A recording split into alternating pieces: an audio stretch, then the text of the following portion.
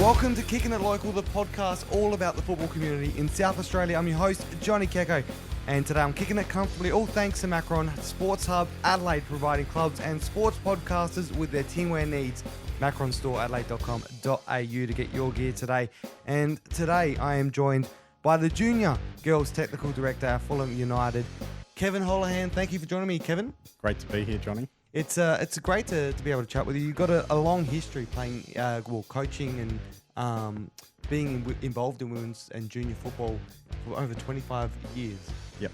It's a long time being involved in the game. What's that passion like for you to be involved in the game for such a long time? Yeah, I think, as a kid growing up, I just loved playing. So, I grew up in a country town outside of Bunbury in country Western Australia. So, not too many people played soccer. So, yeah. But in a country town, you play AFL on Saturday and soccer on a Sunday. So, me and my cousins would play both. From an early age, really loved it. So, it wasn't particularly great, but I've always had a passion for it. And then in terms of juniors, for me, a friend of mine in Sydney asked me to coach his son team, which was a group of under 14 boys. And is at Leichhardt, and at that stage they had 6 girls playing in that team of 15 players, and it's actually where I got, I think, the real passion for coaching girls and getting involved in junior girls, because the girls wanted to learn. They really wanted to be as good as they could be,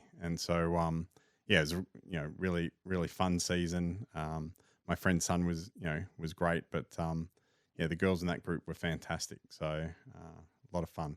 And then obviously I've moved here from Sydney, and that's kind of how I've kept it going. So how did that move come to moving to Sydney? How did that come about? From Sydney, sorry. Yeah, from Sydney to Adelaide. My wife's from Adelaide. So grew up in the Adelaide Hills in Stirling, and we're both studying physio at Sydney Uni. We did first year there, and then we transferred to Uni SA, mainly because because the course was better, but B, because my wife wanted to be close to family. Yeah. So, so that was the main reason. And then from there, obviously, there's clubs at Adelaide University and Adelaide Uni. So did you move into those clubs to play? Yeah. So I got at that stage I was 30. So in terms of like serious playing level, it was over for me. But I actually went to the Sports Association at Uni SA, and they said, "Oh yeah, we run a soccer team." I rode my bike all the way up to McGill to go to a training. Then had to ride all the way back to Henley Beach South, and that only happened once. So, but a friend of mine, Mark Maguire, had played here in Adelaide, and he'd played at Adelaide Uni, and he spoke really highly of them. So I got in contact with the two guys who were in charge at the time, Dr. Bill Hill, who's still involved with Adelaide Uni Whites, and Alex Reid, who's involved with the Amateur Blacks. So yeah, I'm still involved with the Amateur Blacks as the physio. Stopped playing 2 years ago when I got the 50. So it's been a lot of playing. Yep, but now you just in the background now. It's one of the staff doing the physio, which is a cool job to do. There's a lot of people that play football and they're studying physio. Like there's a lot of NPL and WNPL players. Yep. And they're getting their way through volunteering at clubs when they're not playing. So what's it like for you to be involved in that area of sport with the physio side of things? Yeah, I love it. I've had lots of great opportunities. A lot of them come around being here in Adelaide. When I first moved here, I applied for trainers jobs and masseuse jobs at both the Crows and Port Adelaide. Yeah. And I got a job at Port Adelaide. So that was excellent to be able to, see what the physios were doing and to be at that kind of elite level. So what was the level? What was it like being involved at Port Adelaide? Yeah, amazing. Yeah. Amazing. It's probably there during their best years and maybe their worst year. But so I was there from 2001 to 2008. Oh, wow. So, one of the doctors, one of the physios is still involved there. Yeah. from that time. So they've been there 20 plus years or whatever. So it's obviously, as a West Australian, you hear a lot about certain clubs, Yep. and Port won those clubs. So I was really excited to be able to work there. So all through my undergraduate degree, I was there. I did one of my placements there as well. Yep. But yeah, I loved it. It was really, really good. In a professional setup like Port Adelaide in the AFL, that would probably be one of the elite levels, like with all leagues in Australia. AFL is pretty high with their standards. Yep. What would it be? What was it like, and what was your role consist of? Well, yeah, I was, as I said when I started, I was a trainer masseur. So I'd done the massage course and Yep. a bunch of cupping courses and dry needling and a bunch of stuff like that, just to kind of build my skills up. I was a level 2 sports trainer, so yeah, I just do the game day and training during the week, and there was a massage day. Yep. And I just had to work that in with my undergraduate degree, which was challenging, but I actually was lucky enough to get credits for a number of things because I'd done 2 previous degrees. Yep. So 2001 to 4 were amazing. So obviously the team was very successful. So yeah, I'd do 3, maybe 4 days there, short periods. Yep. And then after that first year, 2001, 2002, I was then traveling with the team as well. Yep. Sometimes. So I did, a bunch of interstate games each year. So which was amazing. And being from WA, I did both WA games one year, which was just awesome. Because it was like a free trip back home to catch up with family and but also work at the game and stuff. So that's cool. And you were there for the grand final? Yes. What was the experience like being involved in a club like that? Yeah, in the grand final. That was a memorable day. Oh yeah, I mean, I just got tingles thinking about 2004. And it was a bit unsure initially because I think there'd been an agreement. The guy who was the head trainer, Dave, had made an agreement with the Melbourne crew because they had a Melbourne crew who would do all the Melbourne games because obviously that's the second most number of games that they would do each year. So yeah, I didn't go over to Melbourne very often. So I'd often do Sydney. I did a couple of Brisbane trips, Gold Coast, and yeah, all the WA games. So so Melbourne had been ticked off. Okay, if we get to a grand final, because I think they talked about it in 2001 because they'd finished top. If we get to a grand final, then the Melbourne crew will do it. Yep. So and Dave was like, oh, do I go back on that? And then he ended up getting 4 of us to come across. So and then everybody else like organised their own flights, and the club then put them up. Which I think was probably through the AFL anyway. We all stay at the same hotel. But yeah, and organised their flight. So we all went over. Incredible day, obviously. It was a really tight game up until midway through the third quarter, and then obviously Choppy opened it up, and Gavin Wanganeen played amazing. Toby Thurston's as well. So for me the highlight I think was Chappie running out. Yeah, like all of us were behind the gate, and like we're like, do we all run out? And it was kind of like, oh, will we get in trouble? And we had our tags on and stuff because you had a specific ground tag to be able to go through different areas. But yeah, Chappie ran out, and the rest of us like, oh, do we stay? Do we go? But all the players had come across, and yeah, it's just an awesome experience. Yeah. Best probably 24 hours of my life, almost. I would say it's like top 3, maybe after your wedding night and maybe 1 or 2 other things. But yeah, pretty amazing 24 hours. I mean, no one slept. We, that one of the bigger highlights was coming back. And they had the fire brigade do the turrets over the plane, and then we came out, and no one had to go through security or baggage checking. We just got onto a bus straight back to Alberton. Yep. And all our gear came in another bus later. And then we're at Alberton. Alberton was packed, and all the players obviously presented and stuff. So yeah, it was pretty amazing. That's cool. Amazing time. Who would have thought doing uni and getting a degree in physio, and it would have led you to something like that, and being involved in a great moment. Oh, incredible. Yeah. So, and then, you flip that over to like a couple of years later, 2007, Yeah. and they lost badly against Geelong, but um, that was still like leading up to it was all the same. Very, Yep. very amazing. Different feel on the day. It's an interesting dynamic change, and I think because of a couple of injuries, we the team had beaten Geelong at Geelong by a point. Mm. Dom Cassisi kicked a goal on his opposite foot to win that game. It was like round 21 or something. So there's a lot of confidence in the group, but yeah, one or two players in particularly,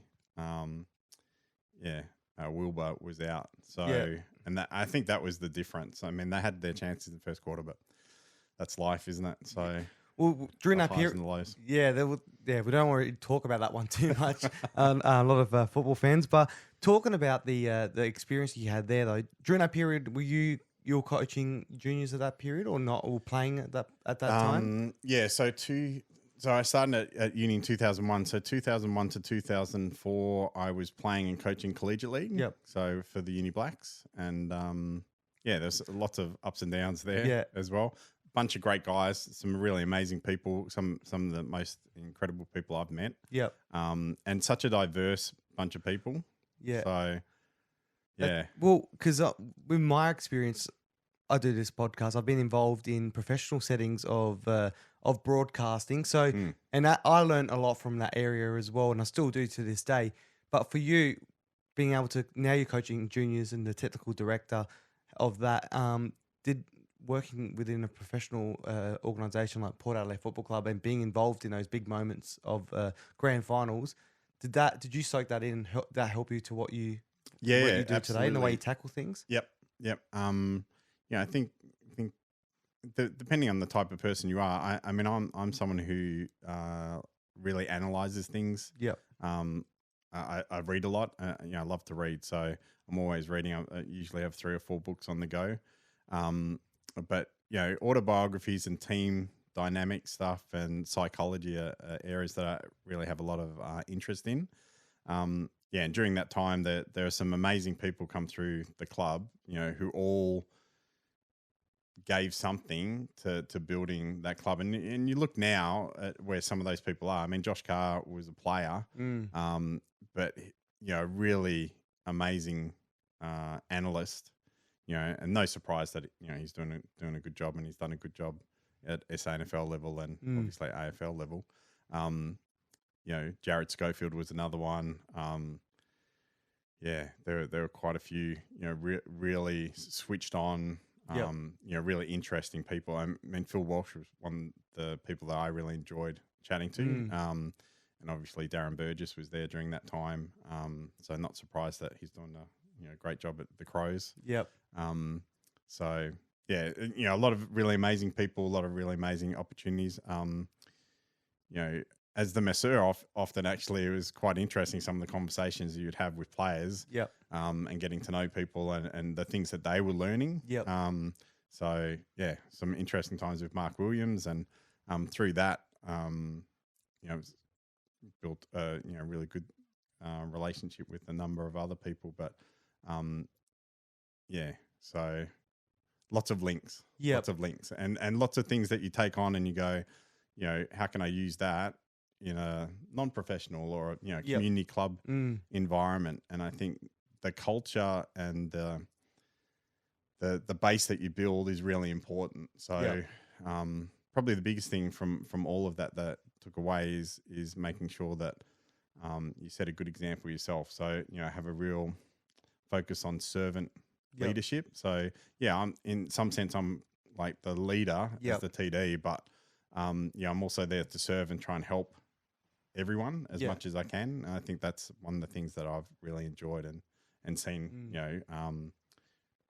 produce really good results. We see in local clubs in soccer and football, any sport, there's some clubs have you can tell when clubs are doing really, really well. There's a great culture about it and great atmosphere. But then the year later, sometimes a few players leaves, all different. From trying to compare with what happens in the local league, but also what you experience in the AFL, what were some of the things you noticed with the year that they did well and the year they didn't do well in the grand final between 2004 2007? Is there anything that... there are a couple of things. 2004, obviously, really strong group of senior players. Mm. Not so many younger up and coming players. So a lot of people kind of rolling the dice, towards the end of their career. And you think about players who missed out, like Matty Primus missed out, but he was still leading the group. There's still a lot of him involved Yep. in pushing that group to get there. But yeah, an amazing group, right? So you win a grand final as a bit of a hangover. A number of players, then go, oh, well, I've kind of made it to the pinnacle, and Yep. kind of slide away, or quite a few obviously retired either within that short period of time after that, and then they had enough strength, I think, to rebuild, to get back and be competitive. Yep. And then obviously bring a lot of good young players through. I mean, you think Travis Boak and Robbie Gray were two of the main. Brett Ebert was another one. Guys who are coming through who may have missed out on that 2004 team, or were selected. Yep. The next year or two after that. A lot of really, really good young players came through that they drafted really well, and come into a culture where they've been successful. Yep. And I think that's why they did well going into 2007. I think that some of the undercurrents of the support that the group had perhaps wasn't there compared to 2004. So yeah, for me, the big difference was the experienced heads. Yep. So, And that's where it kind of maybe turned in the grand final. Yeah, it's interesting. I mean, when I look back on it, I go the first quarter they had their chances. Like, I know they kicked 4 or 5 points that should have been goals. Had they been goals, they would have been leading. It would have been a different kind of feel. Yep. And I think they got kind of run over in the second half of the second quarter, and then it was kind of all over. Yeah. Halftime was some of the worst conversations I'd heard in my life. So, well, you probably won't be able to talk about those. No, I can't. I shouldn't. I mean, shouldn't. Yeah, but and I think that's the challenge, isn't it? It's the challenge of you got to make the most of your opportunities. Yep. And for soccer, I think that's even more so than AFL, perhaps. In my experience, is there have been many times when we've had teams, whether it be a cup final or whatever, absolutely dominate, have lots of shots on goal, but not score. And then the opposition scores on a quick transition, and then you drop your heads, and it can all go down very quickly. So do you reckon you're involved very heavily in women's football, so you know a Yes. lot about it. Do you reckon with the we have a lot of A-League women's players in our WNPL, which are very lucky to have those experienced players come back after they finish their time in the A-League women's season. Do you reckon it's a similar thing to what Port Adelaide had? They had an experience level at the top, and then it helped build those teams. Do you reckon having something like that in WNPL, a little bit different scenario, but you got those experienced professional players playing in the local setup? Do you reckon that's good for some clubs? Or because I know some clubs don't have that and choose not to have that. Yeah, I think it depends on the person, obviously. So there've been a lot of good players recently, I think, who've made a big difference to the clubs that they're involved in.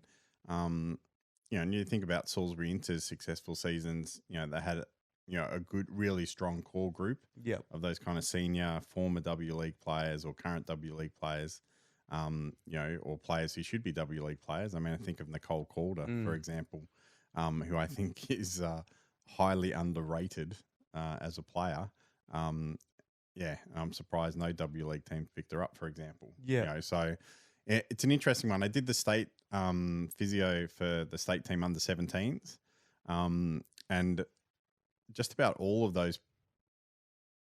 women from that group who went away and they finished top of their group. They lost the semi and they lost the final 1-0 in both games. It was a team that really could have won the national title. And Tracy Jenkins and Sharon Black were the coaches, so both former Matildas.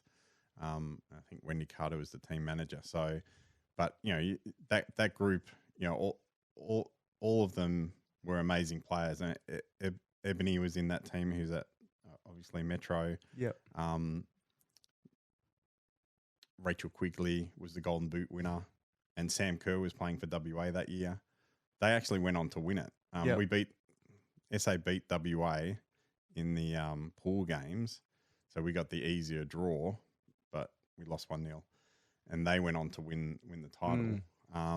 So yeah, but all of the players from that group either went on to play W League or played at a good level at WMPL level. So Great team to yeah, be involved in. And you were it the was. physio I was back. the physio, yeah. So probably one of the best teams I've been involved in as well. So in Yep. terms of not just results, but the camaraderie of the group and the level of the level of skill. Who would have thought that? Would you have thought when you watched Sam Kerr play against the South Australian girls that you'd see her win the FA Cup again? Only just a couple of days ago. Yeah, she's a one in a lifetime kind of athlete. You know, I think that was only her second season of playing soccer as well. So Incredible. she was 14, turning 15, playing under 17s Yep. for the state team, and yeah, it was obvious that she was going to be something special. But yeah, at that point, there wasn't a lot of like, professional contracts or playing overseas or so that was pretty incredible. It's great to see the involvement you've had in with physio. But talking about let's lead into the your time as a technical director and building up youth. What we spoke earlier about your reasoning of how it all started with looking after with the kids and all that and development. But what made you want to focus on that now as well? Building up kids, especially and creating the junior setup at LA University. I think I've been lucky to be in the right place at the right time. Uni was an interesting one because I'd got involved with the board maybe 2003, and then there was all those discussions about the women's team. At that point, there was just one senior women's team at uni, and at that time there was kind of the Division 1, Division 2, which is now WMPL and State League. And the uni team was in the State League, and they'd win that, go up to the Division 1, and then finish bottom or second bottom, get relegated again. So and I think that might have happened 5 or 6 years in a row. Yep. And Saucer at the time, South Australian Women's Soccer Association, decided that they needed to instigate something to get junior girls at all the clubs. And so a lot of those clubs, not very few clubs had juniors, for example, at that point. So uni started the junior team 2004, and the youngest age group they had was under 13s. Wow. And all the girls that we had in that first year's junior team, most of them were 9 or 10. So it was a tough year. So for that first year, but it was interesting because then the next year they brought in under 11s. Yep. And so just about all those girls could play under 11. So that first year at uni, and you had girls like Ellie Bills, who's gone on to play WMPL and play W League. Emmy Sulio, Sophie Kitt, there are Gabby Bentley, who's played W League, obviously went over to the States on a scholarship to Old Dominion. So there's some really good girls in that group, playing under 13s as 9 and 10-year-olds. And one of the things that always stands out to me about that group was that the first game they played, I can't remember which team it was, but they lost 21-0. Wow. And when they played them the third time at the end of the season, it was the last game of the season, they lost 1-0. Yep. And so in that period of time, they improved out of sight. And some of it's structural and and there was good coaching. And so, but then next year, because they obviously started an under 11s competition, they went in under 11s, and they'd been used to playing against bigger girls and playing at a faster pace, and they didn't lose a game. They went undefeated. Wow. So from one year where they didn't win a game to the next year winning every game. Yep. And I think 9 girls made the SA State under 12s team. Yeah. From that one group. Do you reckon? Pretty impressive. Do you reckon that unique situation helped them progress absolutely. a little bit quicker? Yeah, absolutely. And it's certainly something that I've taken on board in regards to our development, or in regards to how I focus on development at a club. So at Fulham, for example, even in this current situation. The last couple of years in the under 13s, for example, we've had girls that are 9 or 10 or 11, but playing with some older girls Yep. to get that experience. Last year there were 5 girls playing under 11s who would also play 13s. So they were getting that extra game time, maybe not as many minutes, but playing at a higher level. Yep. And those girls have all, improved, I think, because of that. So there's structure around the coaching and development and the skill set that we're trying to teach, but also giving them opportunity to play at a high level. And again, last year's under 13s group, there were probably 4 girls who played up regularly for the 15s and didn't struggle. Skills wise, technically, were good enough. And many of them over the period that I've been involved at Fulham have gone on to the NTC full-time program. So there's probably half a dozen.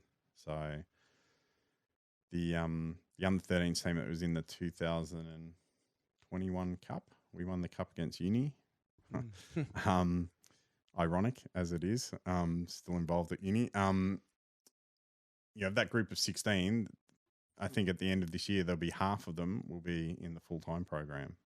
So, which, I think is a good representation of the focus on the development and the skill set that we've tried to implement. What do you think with men's football is obviously a lot further ahead than women's football? What do you think the missing link is to get there? Or do you reckon women's football is on the way forward?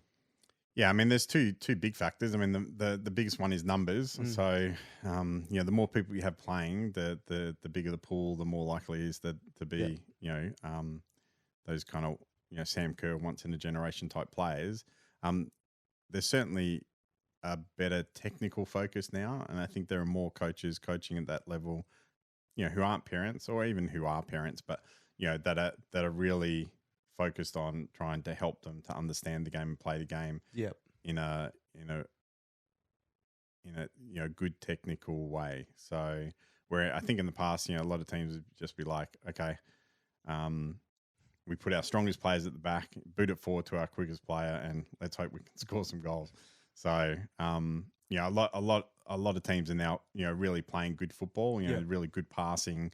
I won't say tiki-taka, but there's definitely a focus on ball control and maintaining possession, which I think has changed a lot. That's the first one, the numbers, but the second one from a national or state level is that the programs have improved. I think the level of coaching, the people involved has improved. So, and when that improves, obviously you would hope that then filters down. So. Is that like the NTC you're talking about? Yep. Across the board. Yeah, if you look at the NTC as well, the connection now with Adelaide United with the Michele La Stella, who is the head coach for the NTC program, also the assistant coach for Adelaide United, having that link, you reckon that's great now the way it's I think that's made a big difference. And, the fact that program, there are parts of me from a club perspective that doesn't like the NTC set up playing at WNPL level, for example, because I think, they're benefiting from all the club's best players going to play for them. That's one way to look at it, right? So from a club perspective, I go, I don't really like it. There was a year at uni where we had maybe 8 players go off to NTC for 1 year, and NTC did well, made finals, and we just missed out. And we're like, oh, if we had all our players, then But that's one way to look at it, right? On the flip side, and I think this is the way I look at it now, because I'm not really involved at WNPL level. My focus is really just on the juniors. Is that that's a much better setup in terms of their level of professionalism and the setup in terms of the coaching level and that they're playing at that younger level for the girls. They're playing against boys. Like I know the under 16 girls played against Fulham's under 14 boys in the cup recently. So that's better for them in terms of their development, so that that speeds their improvement, which hopefully then speeds their opportunity to play at WNPL level or W League level or overseas or internationally. Do you reckon without them, the gap between WNPL and A-League women, do you reckon it'll be a lot closer with them now than? Yeah, certainly. Yeah, less of a step up, I think. So and then you come back to a club perspective again, and this might be a little bit controversial. I think the thing that the men's game has is the finances. Mm. So, and the women's game doesn't, and the only way I think to see that change is obviously from a national level or state level, more money's put in, whether that's from sponsors, etc., or there's a fee. You pay a fee for players. Yep. You know, some clubs. I saw Melbourne City sold off one of their players to overseas. To Belgium, whatever. $2 million. How much goes back to that junior team that did the initial hard I think there yards. is there's been talks, I think, of stuff hopefully happening, which is hopefully will be benefiting the local clubs, because it does look at someone like Irukunda, who comes from the local clubs and now playing. Raiders. From the Raiders. What will they get? Well, hopefully that does benefit. You always ask the question. Everyone does, but with the women's game as well, there's the Women's World Cup, which seems to be producing a bit more grants for clubs, or for the state in general, which is which has been, I think it's been the benefit for the club. Have you seen an improvement in your club at Fulham with the numbers of people wanting to play now with the Women's World Cup around the corner? It's an interesting one because this is my 4th season there. So when I first started, it was kind of a little bit in crisis and needed a lot of work, and then obviously we had COVID, so there's a little bit of that's affected things. But one of the things that I think has been a standout for us has been player retention. So we're almost 90% every year. So I think last year we were 89%. Players returned. Makes it much easier then to build teams because you keep players together for a period of time. And that, I think, in itself helps bring success. So the first year we didn't, in terms of titles or cups or whatever, didn't win anything. But then the next year we won the cup, and then the following year we won a league, and then the next year we win another league. And this year we'd hope to maybe win a cup and a league, or maybe 2 or 3. And as your numbers increase and you're successful, I think that helps. But the Women's World Cup, I think, is going to be massive in terms of the impact it's going to have. I think most games are sold out. I think there are very few games that aren't sold out. I jumped online because I got an email because I'm volunteering at the Women's World Cup. Really excited about it. I've taken lots of leave during that time, but I got an email saying there were still tickets left, and I was like, really, at Hindmarsh? But they're disabled access tickets. And because my first degree was a disability nurse, so I work in disabilities, and I still work with some individuals one-on-one. So I was like, oh, maybe I need to call some people and find out if they want to go to a game, and then I can buy a ticket for them and then another ticket for myself, because you can have the disability access ticket and then the carers ticket. So, but I already have tickets to all the games in Adelaide. So, I don't need any more tickets. I don't think my wife's going to kill me. Yeah, I'm sitting in the alcohol-free zone, so so I can get a ticket in some. Even in the World Cup final, I've got alcohol-free zone. Fantastic. So don't need a drink to watch football. No, so that works out perfectly. Yes. But it's good. It's going to have a huge impact, I think. And I mean, one of the things we've done is we've linked up with Underdale High School with their football program, the football academy, with the women's, and we have maybe 6 to 8 girls from Underdale who play with us. Oh wow, that's good. But we're doing a primary schools thing coming up at just before the World Cup. Maybe it's the end of June, and just doing a 5-a-side. And all the primary schools that come and are involved in that will be allocated a team. So someone will be Australia, someone will be Jamaica, someone will be China. And they'll have the colours based on that. And we're going to do face painting and all that sort of stuff. And but kind of do it rugby 7 style, where you're playing groups of 3 or 4 and you play everyone. And then the top teams play each other for the cup, and then the second teams play each other for a plate, and the third teams play each other for a bowl. And the fourth teams play each other. I don't know what the other one is, but so everybody gets to play lots of games and have a lot of fun, and lots of prizes and that sort of stuff. So but I think even the impact after is going to be massive. We're already planning for trials and how we advertise that and how we link in with the local schools, and it's going to be huge.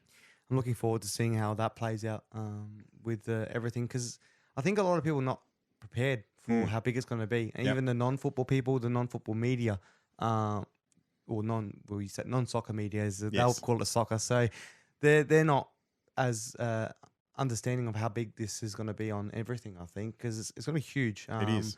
Especially Adelaide. Adelaide's going to light up. I'm going to have thousands of people from around the world here in Adelaide, Yep. and then the communities that are already here that don't have tickets, they're just going to be wanting to go out. It's going to be cool. It's exciting because the league's going to stop for 3 weeks, which is a bit. It's a great thing for the players themselves to go out and enjoy it. But Yes. the one thing which we're kind of missing out on, I think, is not being able to capitalize on those people being here and going to see the WNPL and NPL. But do you think that's the issue? Because I think it's great to have the. I'm pro the break though. I think it's a good thing. Yeah, I think I see positive and negatives for either, but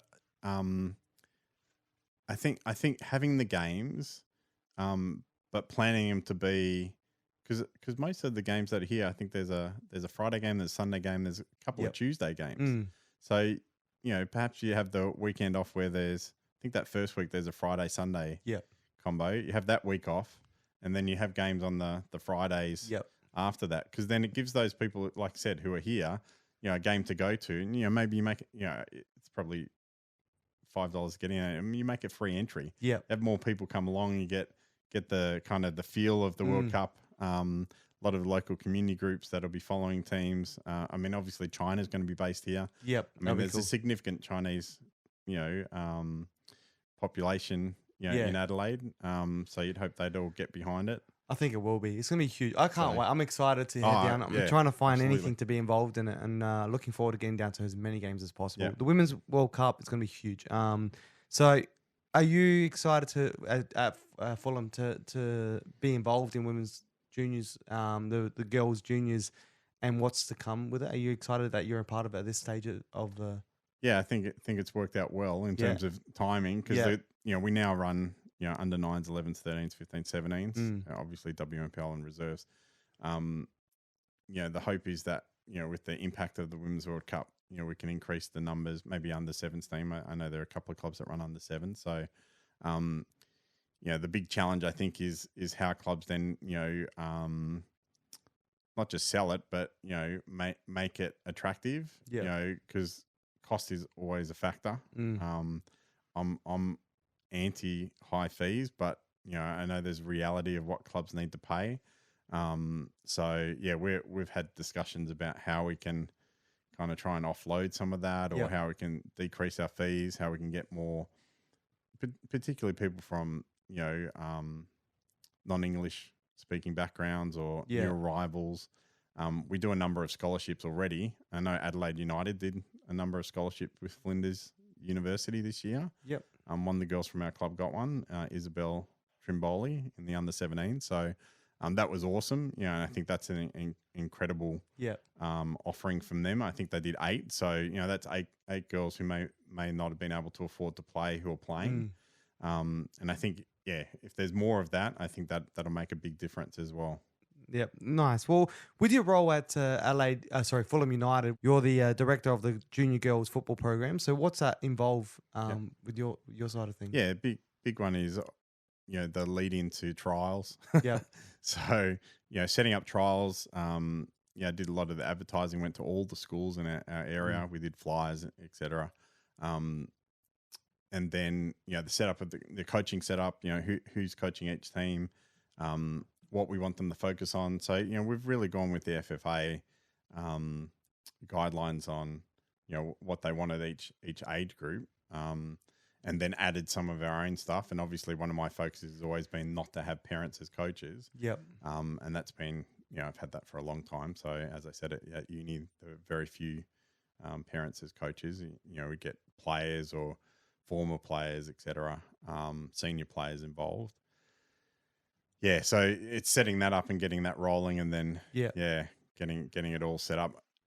I have done that kind of coach the coaches kind of thing, and every coach gets some programming notes that we've done. We've often had a guest speaker come in, and talk to us about where the program's at. Obviously, the FSA have done a bunch of programs. We always try to get along to those. I pretty much get to all of them. Yep. yeah, so yeah, it's fair. Bit, I think one of the other things is dealing with parents and with the junior committee. So I've Yep. got to report back to the junior committee. I always do a mid-season kind of spiel and an end of season Yeah. spiel. Things I'd like to see, things that I know I probably won't see, but it'd be great if we could work towards. So the board at Fulham has been really good, very supportive. Michael Consalvo, who's come on board, and Stasi and Adam and a bunch of other guys who are with that junior committee, really changed the focus. It's really gone to a more football based focus rather than kind of an admin Yep. which clubs can easily get caught up in, I think. And that um, Damien Basso had done a lot of work as the previous technical director for the boys on our focus as a club, and that's we call it Heart. Yep. And I'm sure Michael spoke previously about it, but real focus on the club as a whole, having those guiding principles, being humble, being Yep.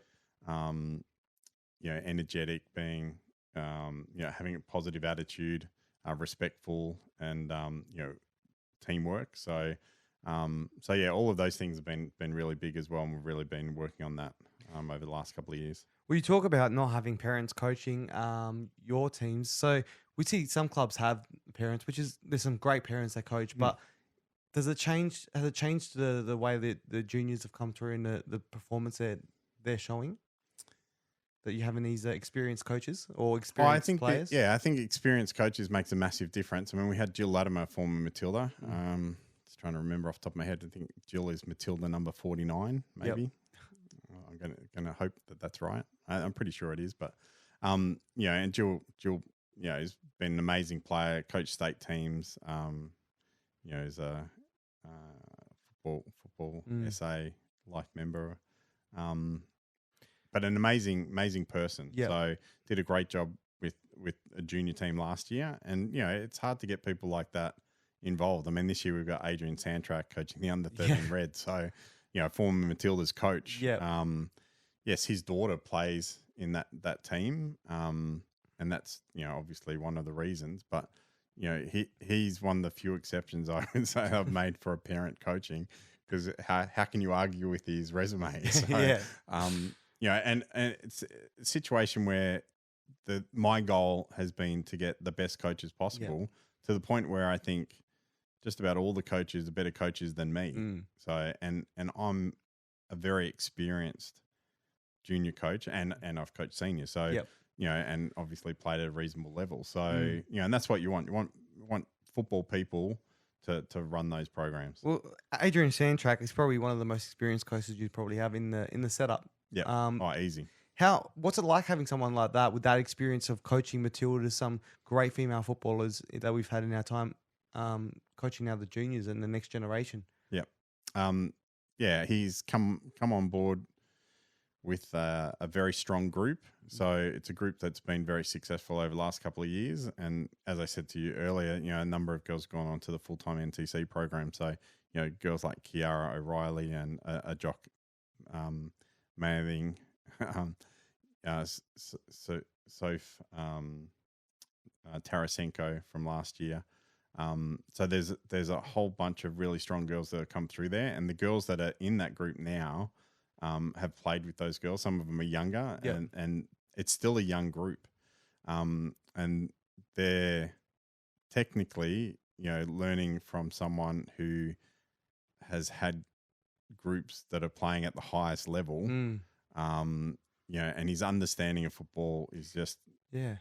it's next level. I mean, I love watching his sessions. Sessions are amazing. The girls are working hard, but they're learning the whole time. Very encouraging. I mean, they haven't lost a game yet. They play really, really good football. So, Yeah. Well, someone like that could easily be coaching WNPL. yeah, So absolutely. how's it to? I know his daughter plays for your team for the under 13s, but how do you get someone like that coaching? There is he just invested in wanting to help with the junior football, or is it? Yeah, and I think that that's a really positive thing. That I mean, yes, his daughter's playing in the team, but he was a parent last year and the year before. His daughter was playing with the boys, and then came across last year to play with the girls and played 11s and 13s. And her improvement's been out of sight. I mean, Mm. obviously her mum's also Sasha Wainwright is a former Matilda. So the bloodline's good. Yep. But yeah, Mia's, fantastic, young player. And she doesn't, I think she turns 12 this year, so she'll still play 13s next year probably. Yep. So that's good for the group. I mean, the majority of the group are turning 12. There's only a handful, maybe 2 or 3 that turn 13 this year. So, it's a really good young group. And then there's girls coming up, obviously, underneath that. Do the girls that are being coached by Adrian, do they understand his credibility and how much credentials he has? Yeah, I don't know. I mean, it's a tough question because I think how many of them really get it. I mean, I remember as a kid growing up, there was we had a coach one year who played for Scotland, right? This is in country Western Australia, so we're all like, oh, does that make him good? We're kind of like, what does it mean? Oh, it must be good, if he's played for his country, I don't know how much it sinks in, but the group is working really hard and obviously enjoying it, and I think that you can for me the big thing has been the obvious improvement. I think it's been a good standard with those groups over the last couple of years, but it's gone up, another couple of levels. Yeah. And you can see it. If they don't realize it now, I'm sure when they get older, 18, 20, they'll probably sink in and go, geez, we were coached by Adrian Santrak. Yeah. I mean, it's a massive plus. So. Yeah. Well, it's good to see. I've seen other clubs doing similar as well. We've got former Matilda at coaching within the ranks at Flinders United. You got a former Socceroo in Joel Porter as well. There, you got other Tracy Jenkins. Yeah, Tracy Jenkins was my next one. Matilda's Cap 71. Just throw it out there. There you go. You got the numbers there. Yeah. And you need those good quality people who've played at that level. I think to pass on the things that it takes to get to that level. I think it's difficult otherwise because you can teach kids to play football in a certain way so that they're successful. But to teach them the technical skills and the understanding of the game, the awareness within a game and the decision making within a game, that football IQ, that's something different. And I think that's what people who've been at that level bring. Well, now having those people come back, it's probably a recipe to get the women's football to getting it closer to where the men is, maybe in 10 years' time, having those people. Because you look at the local men's football, you got players that are former A-League players in here. They played in England or UK, Scotland, like all different areas. And they're playing now in this league. But that's over many, many years of those men's playing at the elite level. It's a lot further than what the women's is. But now having these players who are retiring, they're in their 50s and 40s now, the women's game, they're coming back. So hopefully it's a recipe to see success. And now the Women's World Cup as well, just having something like that I think is just going to boost it. Lots of boxes being ticked in a row there. And you do need it to see, substantial growth, in numbers, but also in quality. Yeah. So. Well, it's good. It's been great chatting with you and understanding your roles. Like physios is a great thing. I know a lot of people now that are physios that are involved in soccer, and then also the football directors in junior girls. What do you look towards doing in the future? Is it still being involved in the junior setup, or? Yeah, I got to say I love it. I think one of the things I really love about it is that for my experience has been that girls at those kind of under 9s, 11s, 13s age groups really want to learn. I think it becomes challenging when you go to 15s, 17s. So, if they haven't perhaps got into a full-time program at that point, do they understand that there's still another pathway? Yeah. For those girls, I often, and we've had the opportunity, obviously, of having Jenna McCormick with us at Fulham. So, she didn't go through any of those full-time programs, and she, made it to the highest level. And, I still say that, to the girls often. And, obviously we had Jenna around at Fulham for a number of years, which is great. I think Jenna's Matilda cap 205, just to throw it out there. So, but yeah, those different pathways are still there. Yeah. And one of the things I've really enjoyed is the number of girls, particularly at Adelaide Uni, who went on to play at college, and got scholarships, etc., to play 4 years of football. So there are more opportunities that for girls, and I think that's really exciting. But for me, I think at this point, Fulham's been great, and I think there's lots of still upsides and lots of positive things coming forward. And with the Women's World Cup, next year should be even better again, hopefully. Well, I'm looking forward to seeing what you guys can do, and hopefully it's looking positive at the place where the Fulham is at the moment. So hopefully it continues for you guys. And no, it's been a pleasure talking to you, mate. But before I let you go, I'm not sure if you'll ever listen to the Kicking It Local, but Kicking It Questions is how I end off all my interviews. So I don't know if you've had to think about it or not. If you had, it would be easy. But if not, you can have a think about it now. Who would you love to kick it with on the park? Anyone in the world? Yeah, anyone in the world. If you had the opportunity. Oh yeah, I mean, for me, it would be Maradona. Yeah, I know he's passed away. Yeah. I had the opportunity to go to Argentina in 2018 for the Copa Libertadores. River versus Boca. Yeah, didn't happen. But the game didn't go ahead. They ended up playing in Madrid. But so I was over there for a week. But it was one of the most amazing experiences of my life. But yeah, if I had anybody, it'd be Maradona for sure, 100%. So you just go there and then nothing there. I hope it doesn't happen to me when I go to Sydney. I've already booked my flights for the World Cup final. I'm sure I think okay. I don't think they'll pull the plug on that. No, I don't think so either. But well, that's a good one. Maradona is always a fun one. So who would you love to kick it with on a Saturday night this time and just relax, watch some footy, have a few drinks or whatever you're into, tea or coffee? I'll say my wife. Yeah. Date night's Friday, but we can always make it Saturday. Nice. So. Well, what about so someone locally? So that'll be someone local. Who would you do internationally?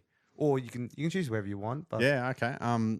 Internationally, I'd probably I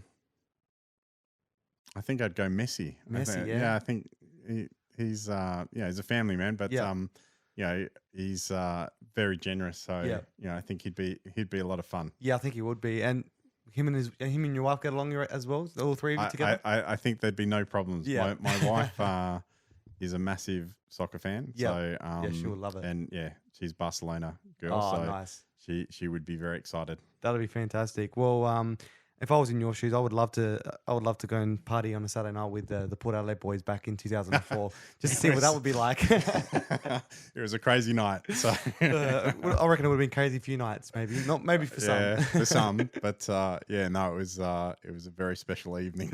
Well, it's good to share those moments, and pleasure to hear those moments as well, and your experiences during Port Adelaide Football Club and Fulham United and all the other areas you've been involved in, because it's been great to talk about that. And thank you for sharing your story, man. I really appreciate it. Thanks for the time. Really appreciate it, Johnny. That was Kevin Holohan from the Fulham United Football Club. Make sure you subscribe to Kicking It Local wherever you get your podcasts so you can get a taste of the SA football community. Plus, follow Kicking It Local SA on Instagram and Twitter so you don't miss any of the action. See you soon.